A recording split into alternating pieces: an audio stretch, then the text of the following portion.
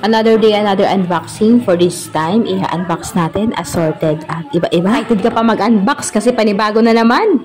Okay, unang-una, bumubungad. Medyo nawindang ka kasi nga walang box na lagayan. Pero yung pagbukas mo, babe, medyo nagulat ka kasi napaka-high-end na necklace naman. Yung necklace na non-faded, non-tarnish at hindi nangangalawang. Tapos itong isa, very useful din. Ngayon sa mga estudyante, pasukan na. In one pack, meron ng 4 na kasama.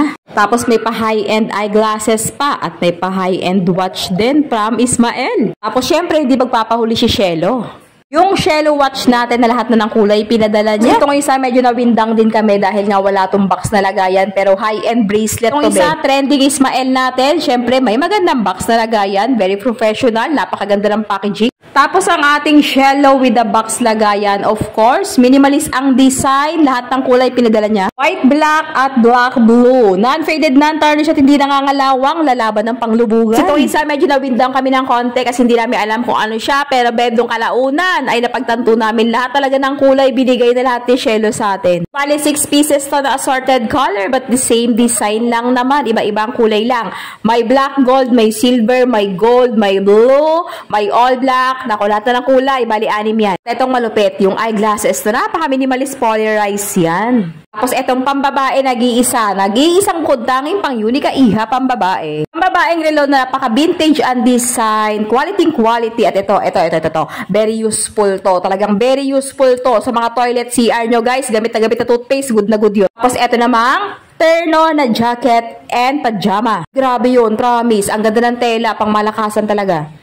At syempre, hindi magpapahuli itong malupitang sunglasses na pang-aura. Sunglasses na, ay nako ewan, di ko masabi kung ano yun. Basta sunglasses yun. Tapos, hindi pa nagtatapos dyan. Meron pa tayong pahabol na bracelet. Walang box lagayan na, pero beb, ang datingan ako pang mayaman. At hindi pa nagsawa. Sunglasses again. Ay hindi. Eyeglasses again.